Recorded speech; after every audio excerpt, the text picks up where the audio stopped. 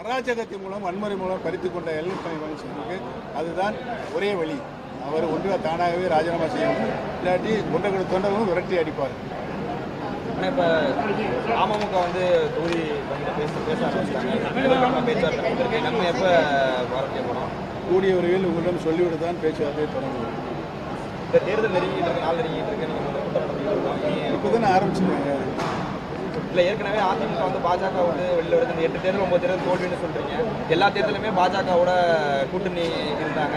இப்போ சிறுபான்மை மக்கள் ஓட்டை வாங்குறதுக்காக பாஜக விட்டு விலகியிருக்காங்க அப்படின்னு தான் சொல்கிறாங்க. நம்ம பாஜகவுக்கு தமிழ்நாட்டுக்கு வேணால் பல்வேறு குற்றச்சாட்டு எழுப்புறாங்க, தமிழ்நாட்டுக்கு எதுவும் செய்யலை. இல்லை, 10 ஆண்டு காலம் ஒரு தலை சிறந்த ஆட்சியை இந்திய திருநாட்டில் நிகழ்த்தி காட்டிய பெருமை மாண்புமிகு பாரத பிரதமர் திரு நரேந்திர மோடி அவர்களை சாரும். அதற்காகத்தான் உலகத்திலே இருக்கின்ற 200 வளர்ந்த நாடுகள் திரு நரேந்திர மோடியினுடைய நிர்வாக திறமையை பாராட்டி கொண்டிருக்கிறது என்பதுதான் இன்றைக்கு இருக்கிற ஒரு நிலைமை. தமிழகத்திலேயோ இந்தியாவிலோ சிறுபான்மையின பெருமக்களுக்கு எந்த நேரத்திலும் எங்களும் அச்சுறுத்தல் இல்லை, அசம்பாவிதம் நடக்கவில்லை, கொடுமைகள் நடக்கவில்லை. அவர் மீது மிகுந்த நம்பிக்கை வைத்திருக்காங்க. ஏன்னா உத்தரப்பிரதேசத்தில் கூட சிறுபான்மையின பெருமக்கள் அவர் மீது நம்பிக்கை வைத்துதான் அவரை வெற்றி வரை செய்தார்கள் என்பதுதான் வரலாறு. மோடி இப்போ பேசியிருக்காரு சார், 400 தொகுதிக்கு மேலே பாஜக மீண்டும் வெற்றி பெறும் சொல்லியிருக்காரு. 370 இடங்களில் பாஜக மட்டும் வெற்றி பெறும் சொல்லியிருக்காரு.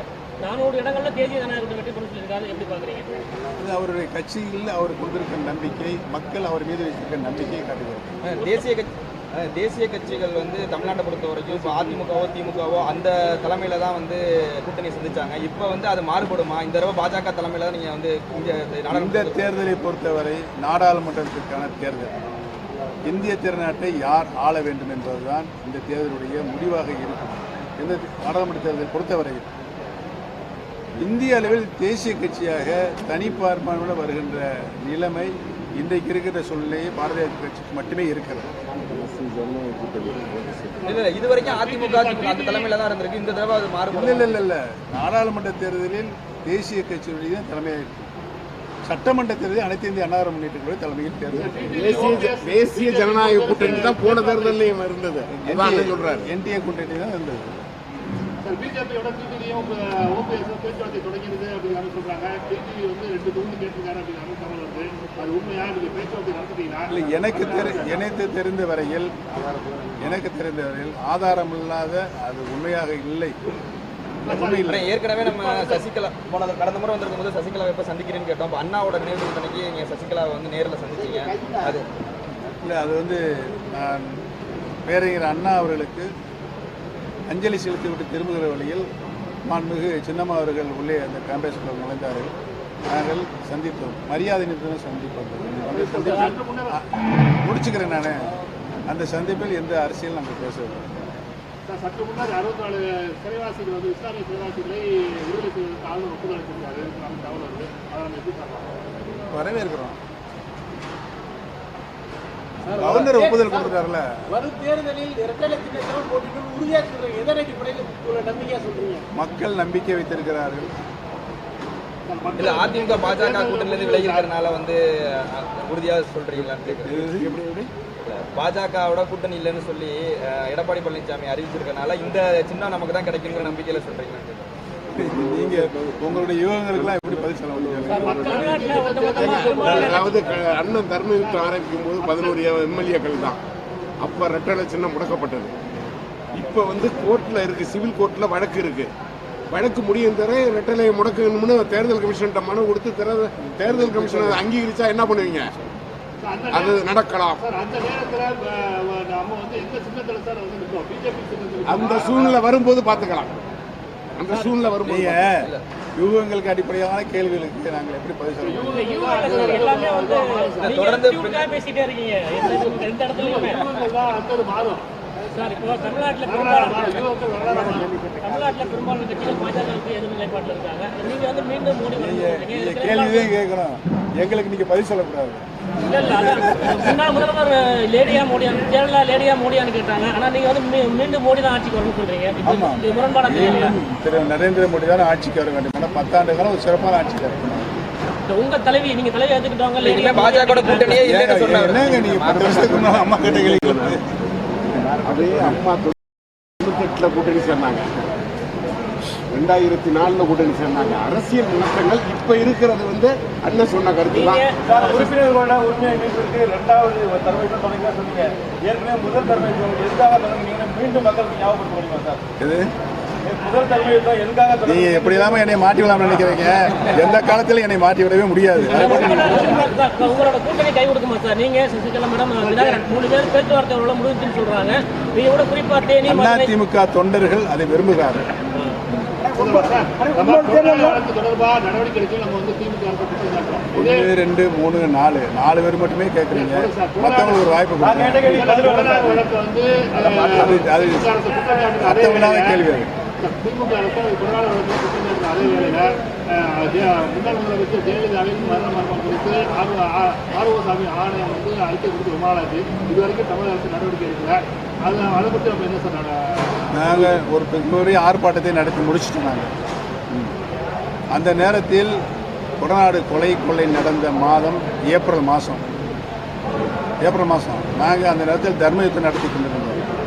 ஒரு கண்டன அறிக்கையை அந்த நேரத்திலேயே வந்து நாங்கள் அறிக்கையாக விட்டிருந்தோம். எடப்பாடி பழனிசாமி முதலமைச்சராக இருந்தார். முதலமைச்சர் அவர்களை விரைவாக அதை விசாரித்து உரிய தண்டனை வழங்க வேண்டும் என்று அந்த நேரத்தில் நாங்கள் அறிக்கை விட்டோம். அதில் அந்த கேட்கல சார். ஆறுமாசாமி ஆணையம் முன்னாள் முதலமைச்சர் ஜெயலலிதா மரணம் குறித்து அறிக்கை கொடுத்துருக்காங்க. இதுவரைக்கும் அந்த தமிழக அரசு அந்த அறிக்கை சம்பந்தமான நடவடிக்கை எடுக்கல. கொடநாடு அதிகாரிகள் இதை நம்ம ஏன் பேச மறுக்கிறோம்? எதில் பேசலாம்? பேசிதான் கூட மீட்டிங்கில் பேசணும்ல. கொடநாடு கொலை வழக்கில் 3 மாதத்துக்கு நாங்கள் அண்ணன் தான் ஆணையமே அமைக்க சொன்னது அண்ணன் தான். இப்போ அரசு நடவடிக்கை எடுக்கல. அவங்க ஜெகதீஸ்வரன் நீதியரசருடைய அறிக்கைப்படி அவங்க நடவடிக்கை எடுக்கிறாங்க. அரசு தான் செய்யணும். அது அண்ணனு சொல்லிட்டாங்க. பலம் வாய்ந்த ஆளுங்கட்சியா இருக்கா திமுக இருக்கு. அதை கடந்து இப்போ ஒரு பக்கம் அதிமுக அவங்க இருக்காங்க. அதை கடந்து இப்போ உங்களோட வெற்றி வாய்ப்பு வந்து இருக்குன்னு நினைக்கிறீங்க?